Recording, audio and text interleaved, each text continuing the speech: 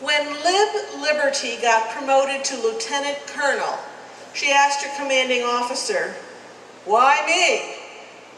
And she was told, "Because you're a straight arrow. You always speak the truth. Everyone knows you're a straight arrow." Liv Liberty was more than just a straight arrow. She was a U.S. Army nurse for 28 years.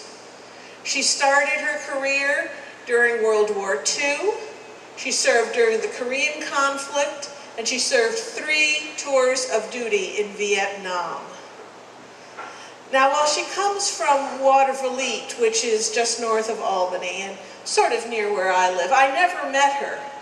Luckily, she was persuaded to be interviewed by the New York State Veterans Oral History Project. And that videotape is now on the Library of Congress's website. So that's how I came to know Liv Liberty and how I'm able to share her story with you. Oh, during that hour-and-a-half interview, she told so many stories about her career. The one I remember from World War II was how she and her nursing unit landed on the beach at Anzio, part of the campaign up the Italian peninsula.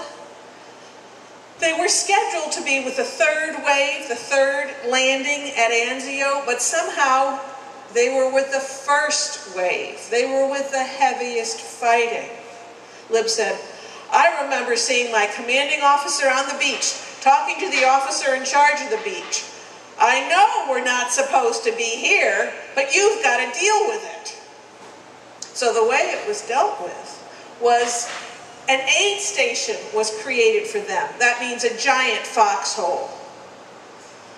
Lib said, "It was hard dragging the injured soldiers into our aid station, but even harder when we had to drag one of our own." 7 nurses from Lib's unit died on Anzio Beach that day. One of the stories I remember from when she was in Korea was this one. I was on a hospital train. We would take soldiers that had recovered enough to be transported home. We would take them by train from the hospital in Korea to the harbor, where they would get on a boat to take them stateside. We never had enough supplies on that hospital train, so I took to wearing a leather jacket that a pilot had given me. It had so many pockets in it. And whenever I was in a hospital and saw some supplies that I needed, I scooped them up and put them in a pocket. But that didn't last too long. As soon as I appeared on a ward in a hospital, somebody would yell out, "Look out, here's Liv, hide all the supplies." Now, occasionally, she told a story about running into a soldier that she had helped. She was a nurse in an emergency surgical ward, so usually you don't get to see any of your patients. They come in critical, you work on them, and off they go.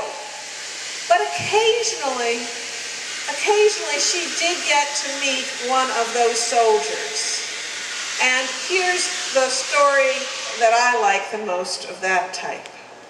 It was when she was in Vietnam, the head nurse at a mobile army surgical hospital, a MASH unit. She said, "My nurses knew how to do triage. I had to make them do it." You see, triage is deciding who goes first into surgery. But the protocol that they used in Vietnam was not the same protocol that you see here in an emergency room. In Vietnam, the goal was to get as many men back fighting as soon as possible. So the walking wounded and those who only needed one surgeon to work on them went first.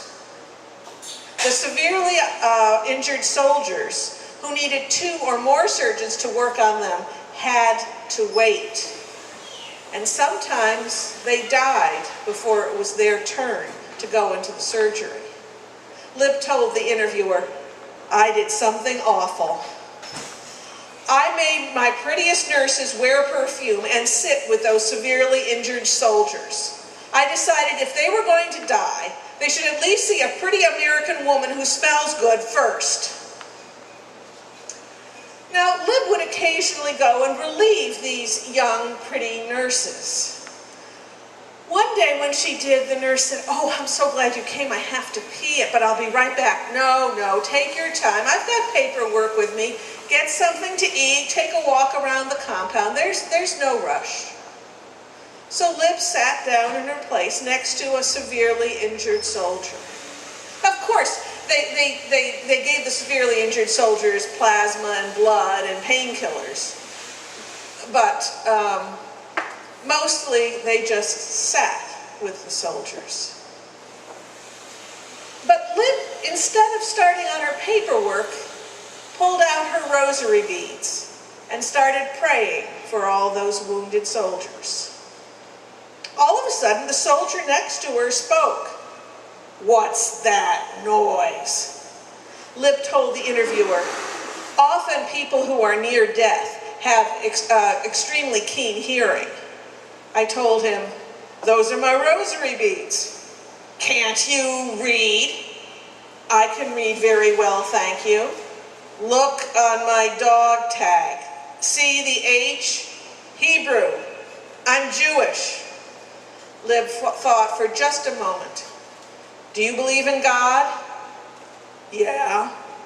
"Same guy." And she continued praying. Click, click, click. Well, much to her surprise, several hours later, he was still alive. And as he was being moved, he said, "Let me have those rosary beads. I think they're lucky." Lib gave them to him. She told the interviewer, "I lost a lot of rosary beads that way." And that was the last time Lib ever saw that soldier. But the next day when she went on duty, one of the nurses said, "You won't believe it, Lib. That soldier you gave the rosary beads to yesterday, he recovers faster than anybody else. He's already on his way to Japan." Several months later, Lib was now stationed stateside, and she told the interviewer, "I don't know how he found me, but I got a little package one day from that soldier. It was a new set of rosary beads, and the card said, 'Here's some new ones for you. I'm keeping the others. They are lucky.'" Then 20 years passed, and Lib again said, "I don't know how he found me, but I got a telephone call from him. He told me that he was now a vice president in a bank in New York City, and no one could figure out why he had rosary beads on his desk. Then he told me that his son's wife had just had a daughter in Israel. And because the son had heard the formerly wounded soldier talk so much about Liv Liberty, a woman he had only spent a few hours with, that the son decided to name his daughter Liberty Ann. When Lib heard that, she said, 'Oh, what a name to saddle a girl with.' But then she cried. Lieutenant Colonel Liv Liberty was a U.S. Army nurse for 20 years. She was a straight arrow with a big heart. Thank you.